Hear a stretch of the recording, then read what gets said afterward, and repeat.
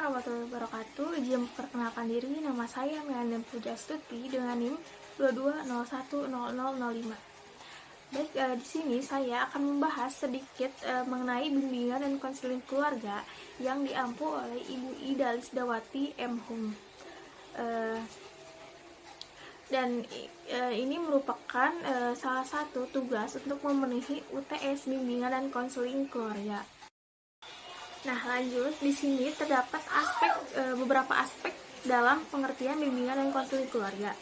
Nah, yang pertama di sini ada mengenali dinamika keluarga.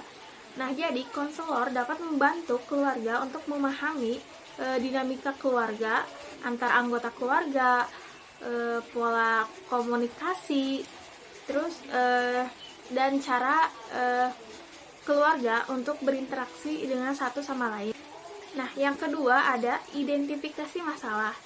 Nah, jadi seorang konselor dapat mengkonseling dengan melibatkan mengidentifikasi masalah yang ada pada keluarga, baik itu masalah berkomunikasi, konflik, perubahan hidup, dan lain-lain. Nah, di sini yang ketiga ada peningkatan komunikasi.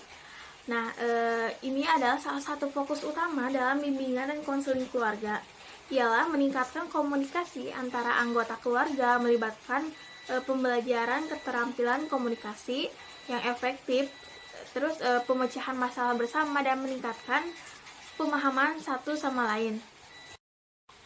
Nah, lanjut, di sini ada urgensi bimbingan dan konseling keluarga yang telah ditetapkan oleh beberapa para ahli. Yang pertama seperti Chad Rogers, lalu ada Virginian Satir, dan Murray Bowen. Nah, menurut Chad Rogers, menekankan pentingnya lingkungan yang mendukung dan penerimaan tanpa syarat dalam keluarga. Nah, bimbingan dan konseling keluarga itu sangat penting untuk menciptakan lingkungan yang memungkinkan anggota keluarga untuk tumbuh dan berkembang secara penuh. Nah, yang kedua menurut Virginia Satir. Nah, seorang terapis keluarga terkenal memandang keluarga sebagai sistem kompleks. Menurutnya, urgensi BK keluarga terletak pada perbaikan hubungan interpersonal di dalam keluarga, lalu yang mendorong untuk pertumbuhan individu dan kesejahteraan keluarga secara keseluruhan. Yang ketiga menurut Murray Bowen. Nah, Bowen mengembangkan teori sistem keluarga yang menekankan pentingnya memahami pola-pola interaksi keluarga dalam mengidentifikasi dan memecahkan pola-pola yang tidak sehat dalam sistem keluarga. Jadi di sini ada sejarah perkembangan dan struktur keluarga mencakup perubahan dalam cara keluarga. Sejarah keluarga di sini ada keluarga primitif. Jadi di dalam sejarah itu keluarga biasanya terdiri dari pasangan orang tua dan anak-anak mereka. Nah, keluarga ini hidup dalam kelompok kecil dengan peran-peran yang jelas dalam pembagian pekerjaan berdasarkan gendernya masing-masing. Nah, lanjut di sini ada keluarga modern awal. Nah, pada abad 18 dan 19, revolusi industri menyebabkan perubahan di mana dalam struktur keluarga menjadi lebih kecil karena urbanisasi meningkatkan dan orang berpindah untuk mencari pekerjaan. Lalu keluarga terpisah dari lingkungan pertanian dan lebih terpapar pada pengaruh luar. Lanjut di sini ada keluarga modern. Nah, pada abad ke-20 perkembangan sosial, ekonomi, politik dapat menyebabkan perubahan lebih lanjut dalam struktur keluarga. Nah, keluarga menjadi lebih kecil dan lebih terfragmentasi dengan banyaknya orang memilih untuk hidup sendiri atau dalam keluarga inti kecil. Nah, lanjut di sini ada keluarga kontemporer, di mana era modern ini struktur keluarga sangatlah beragam, ada berbagai macam konfigurasi keluarga, termasuk keluarga inti tradisional, keluarga tunggal, keluarga campuran, keluarga bersama, dan keluarga terpilih.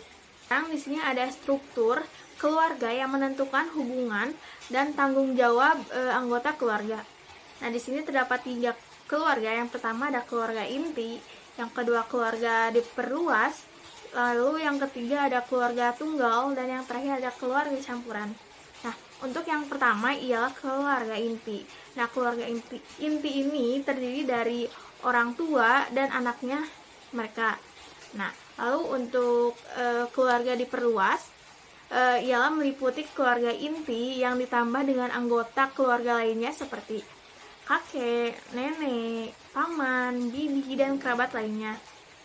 Lalu untuk keluarga tunggal ialah yang dikelola oleh satu orang tua yang bisa membesarkan anak-anaknya mereka.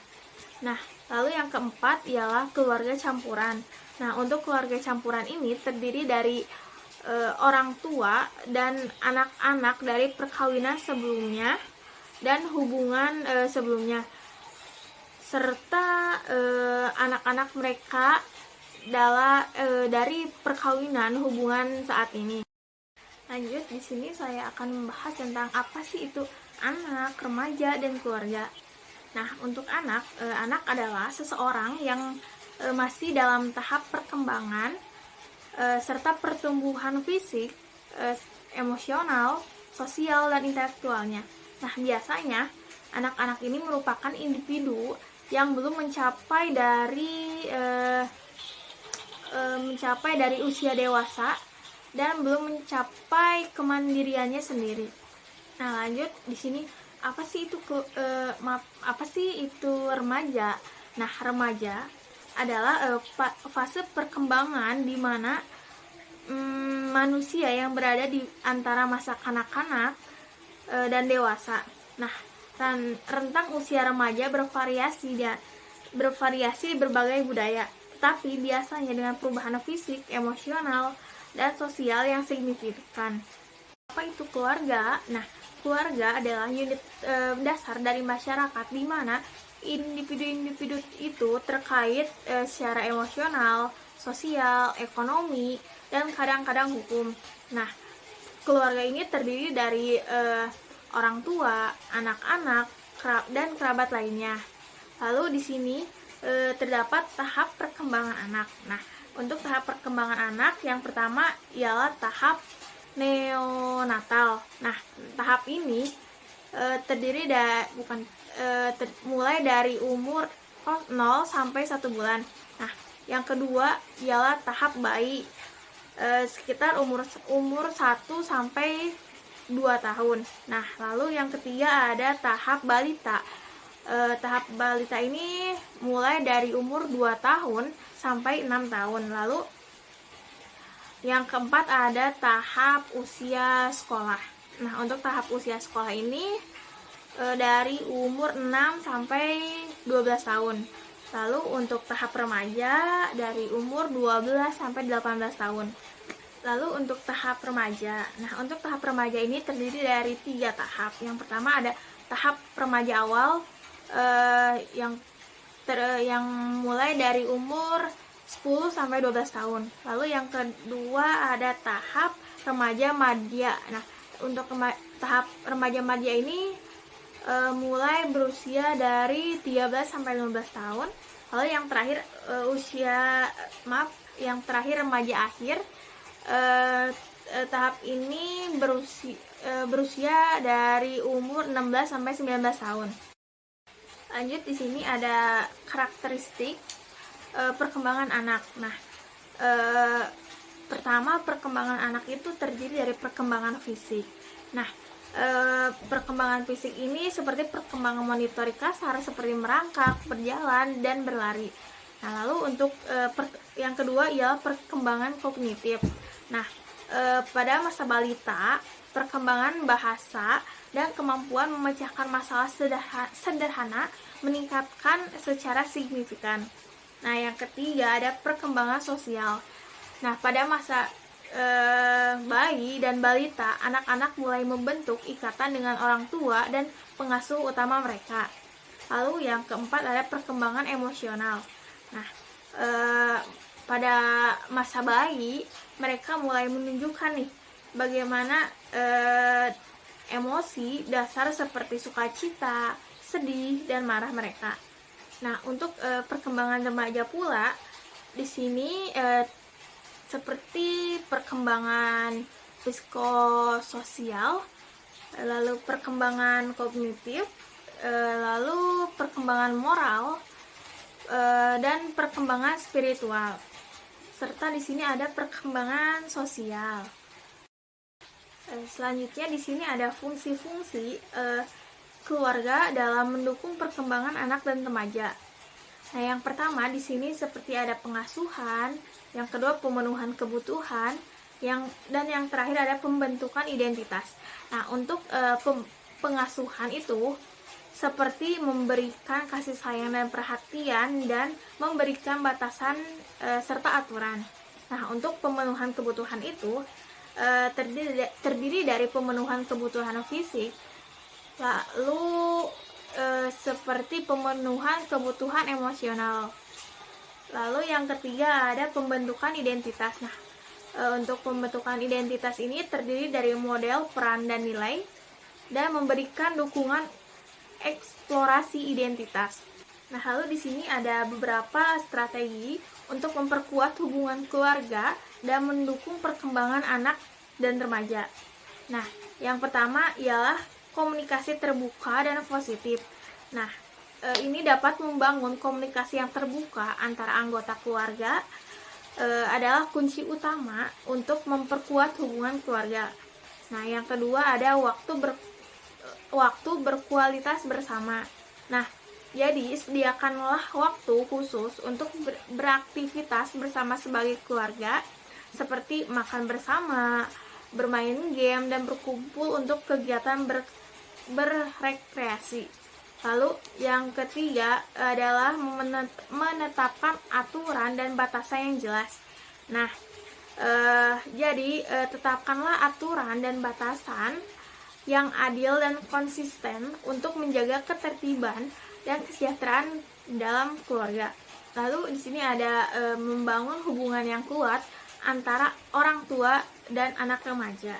Nah, jadi kita perlu menjaga yang namanya komunikasi terbuka dan saling menghormati antara orang tua dan anak. Lalu memberikan ruang bagi anak remaja untuk berekspresi diri dan menyampaikan pendapat mereka sambil tetap memberikan suatu arahan dan dukungan sebagai orang tua. Lalu kita harus menyeimbangkan waktu keluarga dan waktu individual. Nah, jadi kita harus menyediakan waktu untuk kegiatan keluarga yang bermanfaat sambil memberikan ruang bagi anggota keluarga untuk mengejar minat dan bakat kegiatan individu mereka sendiri. Lalu di sini ada mendukung pertumbuhan dan perkembangan yang sehat. Nah, untuk mendukung pertumbuhan dan perkembangan yang sehat, jadi kita harus mendorong kebiasaan hidup sehat dan gaya hidup sehat yang seimbang bagi semua anggota keluarga, termasuk diet sehat, olahraga, dan tidur yang cukup. Lalu bisa juga menyediakan dukungan emosional dan sosial. Jadi untuk membantu keluarga mengatasi tantangan dan masalah yang mungkin mereka hadapi saat itu. Lanjut, di sini saya akan membahas tentang tahapan konseling keluarga dan keterampilan individual konselor keluarga. Nah, di sini untuk konseling keluarga adalah suatu proses bantuan psikologis yang dilakukan oleh seorang profesional kepada anggota keluarga atau keseluruhan keluarga untuk mengatasi sebuah masalah. Nah, untuk konseling ialah bertujuan untuk memahami dan mengatasi berbagai masalah yang mungkin terjadi dalam konteks keluarga, seperti konflik antar anggota keluarga, kesulitan dalam berkomunikasi, perubahan peran dan dinamika keluarga, serta berbagai tantangan lainnya. Nah, lanjut di sini ada tahapan konseling keluarga. Nah, untuk tahapan dalam konseling keluarga dapat membantu konselor untuk memahami, mengidentifikasi, dan mengatasi masalah-masalah yang dihadapi oleh keluarga. Nah, di sini terdapat beberapa tahapan umum dalam sebuah proses konseling keluarga. Yang pertama, seperti pengenalan dan pembentukan hubungan. Yang kedua, pengumpulan informasi. Yang ketiga, penilaian dan pembentukan tujuan. Lalu yang keempat ada intervensi. Yang kelima ada evaluasi dan terminasi. Selanjutnya di sini ada proses keterampilan seorang konselor. Nah, proses pengembangan keterampilan seorang konselor ialah dapat melibatkan langkah-langkah tertentu yang membantu mereka memperoleh, mengasah, dan mengaplikasikan keterampilan. Nah, di sini terdapat beberapa proses umum dalam pengembangan keterampilan seorang konselor. Yang pertama seperti pendidikan dan pelatihan awal. Yang kedua seperti supervisi. Yang ketiga ada pengalaman lapangan. Yang keempat pengamatan modelasi. Yang kelima ada pertumbuhan pribadi dan refleksi. Lalu yang terakhir ada pengembangan keterampilan kontinu. Lalu di sini ada keterampilan individu konselor keluarga. Nah, dalam keterampilan individu yang dimiliki oleh seorang konselor keluarga sangatlah penting untuk membimbing dan mendukung keluarga dalam mengatasi masalah-masalah mereka. Nah, serta meningkatkan kesejahteraan keluarga secara keseluruhan. Lalu di sini ada beberapa keterampilan individu konselor dalam keluarga yang untuk keluarga yang diperlukan. Nah, yang pertama seperti mempunyai empati, yang kedua mempunyai komunikasi yang efektif, yang ketiga ada keterampilan pengamatan, yang keempat ada kemampuan analisis dan penalaran, yang kelima ada kesabaran dan penyabaran, yang keenam ada kemampuan mengolah konflik, yang terakhir ada keterampilan pemecahan masalah, ialah kemampuan untuk membantu keluarga dalam mengidentifikasi masalah serta mengembangkan strategi pencegahan masalah dan mengimplementasikan solusi-solusi yang efektif. Mungkin segitu saja video presentasi dari saya. Kurangnya mohon maaf karena saya masih dalam tahap belajar. Mungkin saya tutup dengan membacakan Alhamdulillahirabbil alamin. Assalamualaikum warahmatullahi wabarakatuh.